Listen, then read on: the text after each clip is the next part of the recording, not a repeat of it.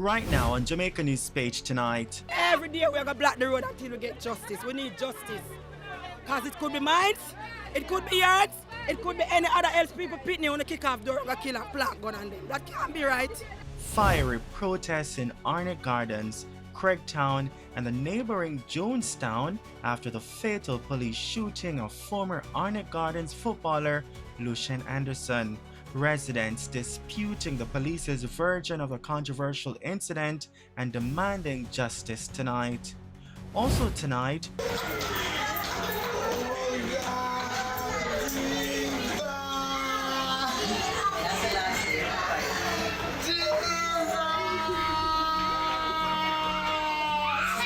the tragedy deepens in Denham town. The father of 3-year-old Zaylen J. Spinnock has died. We're tracking the latest developments, including an update on one of the suspects. Plus, there's good news tonight. Today, we are distributing more than $1.8 billion.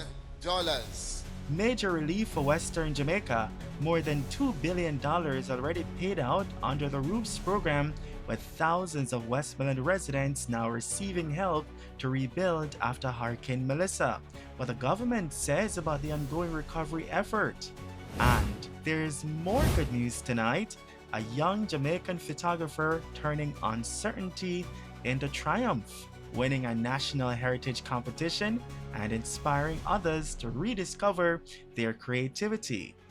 Welcome or welcome back to Jamaica News Page tonight, news that keeps you connected to what's happening across Jamaica, and we're powered by viewers just like you.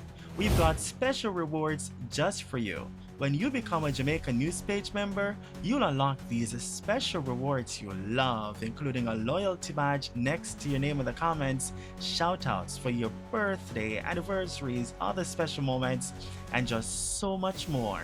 Joining is easy. Just click subscribe, then click join, and choose to become a Full Star or Full Elite member right now. That's it, simple and quick. A link to join has been posted in the comments. Please leave a comment so we can welcome you with a shout out. Thank you for joining us, Matthew Trippy 3050. Jamaica News Page tonight starts right now.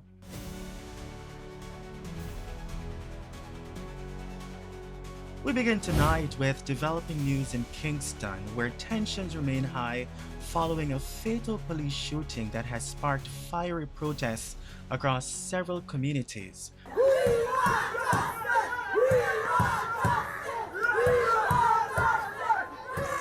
Residents in Arnett Gardens, Craigtown, and neighboring Jonestown took to the streets Monday after 55-year-old Lucien Anderson was fatally shot by police on Sunday, February 22.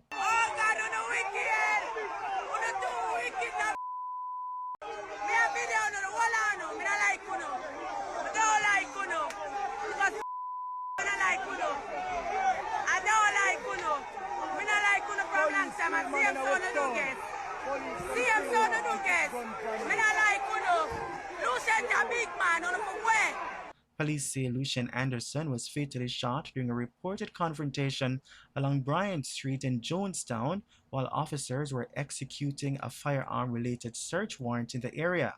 According to the police, Anderson allegedly confronted them and was armed, prompting them to respond with gunfire.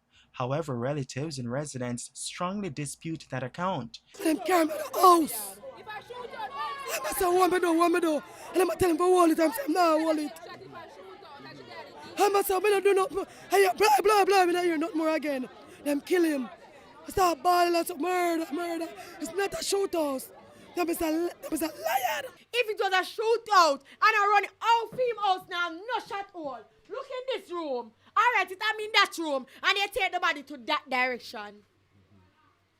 If I in a room with the hammer, you would see some shootout, some hole, some something. The protests unfolded under heavy police presence both on the ground and in aerial surveillance as demonstrators called for greater accountability, including the mandatory use of body-worn cameras by officers. Stop it, stop the injustice.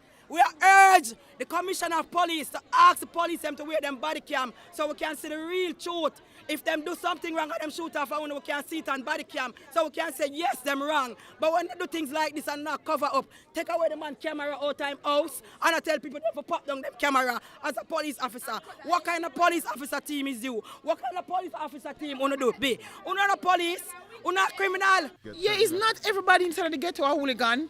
And the whole of we in here like hooligan. And the whole of we inside here like see the man them take the place and I turn the place, you know. And mash up the place. Every day we're going to block the road until we get justice. We need justice.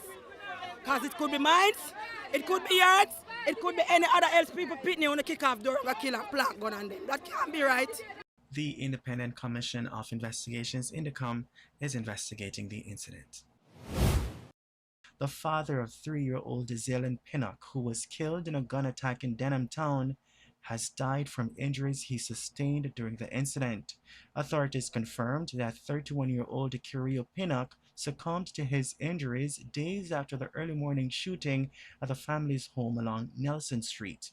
Reports indicate that sometime after 1 a.m. Saturday, February 21, gunmen posing as customers entered the premises, which also houses a business establishment, and opened fire on the family. When the shooting subsided, Kirio Pinnock, his 3-year-old son Zaylen, also called Jace or Zaza, and another child were found suffering from gunshot wounds. The toddler was pronounced dead at hospital, while the father and the 8-year-old boy were admitted for treatment. The surviving child has since been treated and released. Meanwhile, police say one of the main suspects has surrendered. 33-year-old Kingston chef Decombe Mahoney turned himself into the Hunts Bay Criminal Investigations Branch. Investigators say they're still searching for Joseph Kenneth Smith, also known as Beanie Bud, and another man only known as Juby. Both are being urged to surrender as police continue their probe. The tragedy has also cast a shadow over the Edward Seaga Infant School community, where Zaylen was a student. A somber mood prevailed as students, teachers, and well-wishers gathered to remember the young victim. I am starting this morning. I am teaching here for 23 years and I'm in West Kingston teaching for 40 years. It's a long time, but it is the most gruesome act I have ever seen. This act is very callous, brutish, and I hope it will not repeat itself.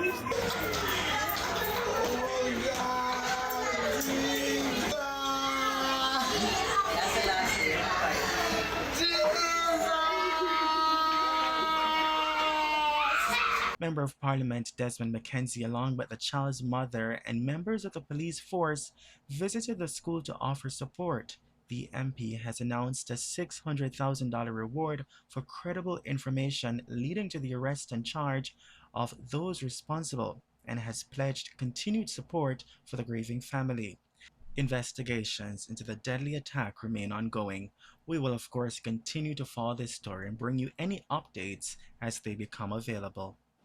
In public health news tonight, intensified mosquito control efforts are underway in Westmoreland following heavy rainfall and flooding.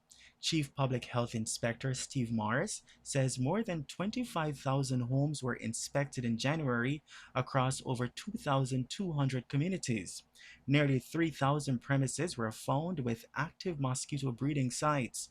Inspectors identified more than 72,000 water-holding containers with over 6,000 confirmed to be breeding mosquitoes. As part of the response, 116 mosquitoes were fogged, with operations taking place mornings and evenings, while larvicidal treatment continues during the day.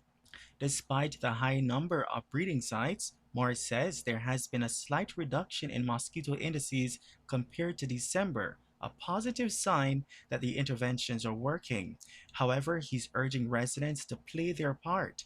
Health officials are encouraging households to search for and eliminate standing water at least once per week to prevent mosquito-borne diseases. Monitoring and fogging operations will continue across the parish as authorities push for sustained community involvement in protecting public health. And there's progress in hurricane recovery efforts. The Ministry of Labor and Social Security has paid out more than $2 billion to Jamaicans affected by Hurricane Melissa, with Westmoreland now benefiting from the latest phase of assistance under the Restoration of Owner or Occupant Family Shelter or ROOFS program. Under the program in St. Elizabeth, we provided $115 million worth in terms of distribution on the roofs. Today, we are distributing more than $1.8 billion to persons across the country who will be benefiting from roofs. And I know that you are interested in Westmoreland numbers, correct? So let me give you the Westmoreland numbers. For Westmoreland, we will be distributing to 827 persons who have been defined as having severe damage, with a total of $413 million, or more than $413 million. 1,844 persons in the major damage category, which is more than $368 million, and 70 persons, thank you, in the minor damage category, which is more than $5 million, for a total for Westmoreland only, out of the $1.8 billion, of $787,550,000. Give yourself a round of applause. The program categorizes assistance into 3 tiers: minor, major, and severe, to ensure support reflects the extent of damage suffered by each family. Minister Charles reaffirmed the government's commitment to delivering aid in a timely and transparent manner as part of ongoing efforts to restore safe and secure housing. The Westmoreland disbursement marks the second phase of payments following an initial handover in St. Elizabeth in January. The parish-by-parish rollout continues this week in Hanover, St. James, Trelawney, and St. Anne. And before we go tonight, let's talk about Shantae's powerful comeback to the creative arts. Shantae Sinclair has captured first place in the 2025 Jamaica Information Service Heritage Photography Competition. A victory, she says, represents far more than an award. Now a computing student at UTech, Sinclair shared that she had stepped away from art while deciding on her future, but discovering the competition on Instagram reignited her passion. Inspired by the theme honoring our people, protecting the future, her winning image reflected Jamaican heritage, culture, and the passing of traditions across generations, including symbolic references to athletics and cultural icon Louise Bennett Coverley, affectionately known as Miss Lou. Remarkably, the project was completed in just 2 days, with Sinclair crediting her sister for motivation and support. Her prize package includes a trophy, a hotel stay courtesy of Sandals, $30,000 in cash, a laptop from the Universal Service Fund, and other awards. Sinclair says the experience has renewed her confidence and hopes it inspires others to pursue their creativity without fear. A strong reminder tonight, sometimes stepping back can lead to an even stronger return. Remember that. Powerful message there. And that's the news on Jamaica News Page tonight. News that keeps you connected to what's happening across Jamaica. And we're powered by viewers just like you. We've got special rewards just for you. When you become a Jamaica News Page member, you'll unlock these special rewards you love, including a loyalty badge next to your name in the comments, shoutouts for your birthday, anniversaries, other special moments, and just so much more. Joining is easy. Just click subscribe, then click join, and choose to become a Full Star or Full Elite member right now. That's it, simple and quick. A link to join has been posted in the comments. Please leave a comment so we can welcome you with a shout out. Thank you for joining us, Matthew Trippy 3050, and also thank you for watching Jamaica News Page tonight.